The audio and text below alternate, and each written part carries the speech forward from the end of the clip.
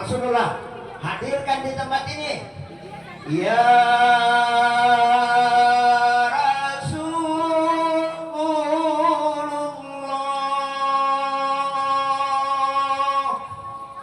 ya Muhammad,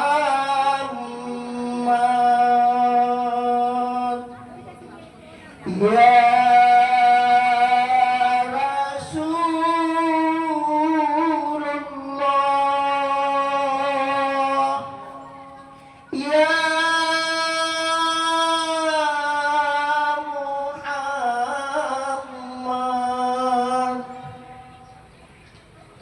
itu dengan Rasulullah.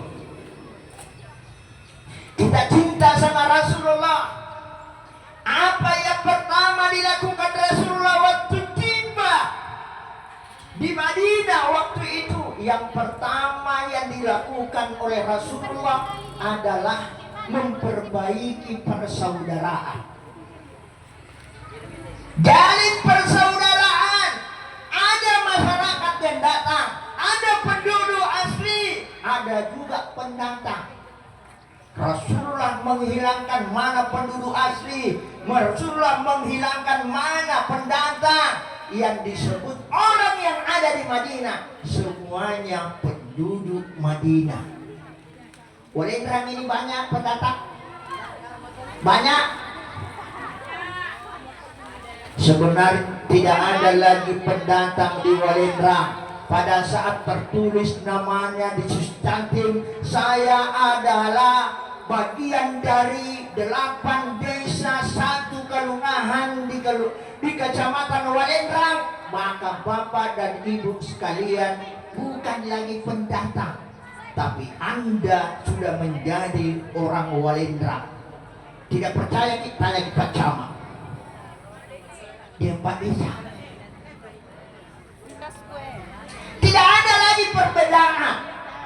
Maka Rasulullah Shallallahu Alaihi Wasallam memperbaiki, kemudian menjadikan persaudaraan di Madinah. Apakah tidak ada orang Yahudi?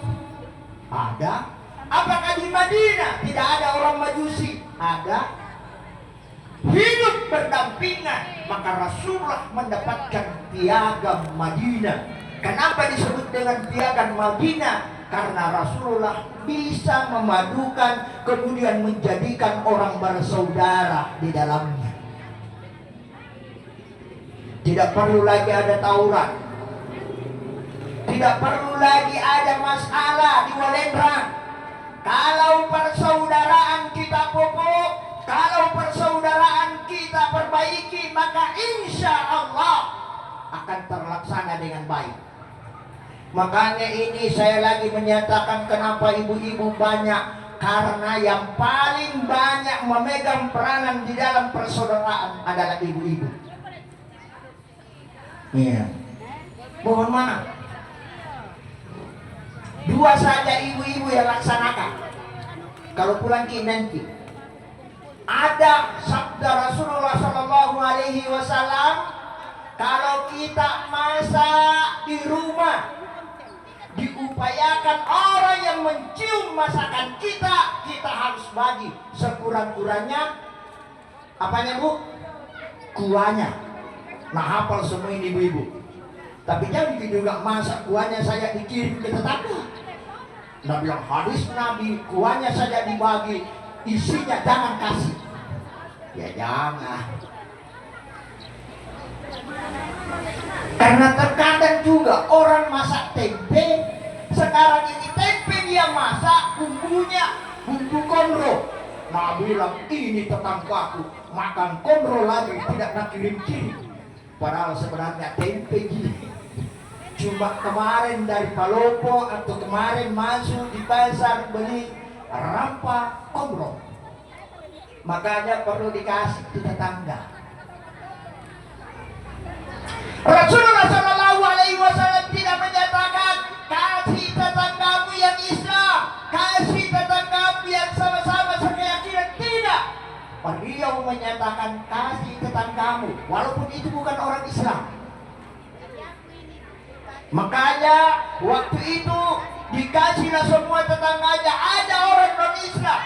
Kemudian dikasihnya, ditanya, kita adalah orang yang baik. Apa kata beliau? Saya bukan orang baik, tapi saya memberi ini karena itu adalah perintah Allah. Jadi kita memberi perintah Allah. Jadi kalau ibu-ibu berbuah duriannya, nah keluar baunya, bagi-bagi itu durian tak. Apalagi saya dengan Pak Camat lewat ya, kasih singa Pak Camat, ada durianku ini. Atau Pak Kaua, tidak ada duriannya Pak Kaua. Ya. Ya. Karena terkenal ini oleh Indra. Yang penting kita lewat di pinggir jalan banyak, walaupun bukan duriannya. Saya biasa singgah di sini Pak Camat. Banyak durian di sini. Pak, ini bukan dari Sulawesi Tengah, Ustaz. Hebat. Oh ya. Jadi luar biasa memang. Jadi dibagi. Di dalam undang-undang Islam, ya terutama juga ini ada pepohonan, beda juga. Kalau ada durian kita, ya pasti pinggir kemudian pindah. Ya sebagian rantingnya ke kebunnya orang, bagaimana? Itu milik bersama. Yang pindah. Seumpamanya durian tak ada sebelah kirinya itu masuk di kebunnya orang, maka itu yang masuk di kebunnya orang milik bersama. Itu di dalam Islam. Tanya Ki. Milik bersama. Ini yang ada di atas ini boleh kita ambil. Ya, boleh kita ambil walaupun tidak diminta. Karena kenapa? Karena daunnya jatuh ke kebun tak, maka insya Allah buahnya juga akan jatuh. Tetapi ada juga sebagian menyatakan beda dengan buah-buahan, beda dengan tumbuh-tumbuhan, dengan binatang. Ya, sekalinya datanglah ini, ya kebetulan tetangganya tadi bukan orang Islam, dia menyatakan Tuhanmu itu memang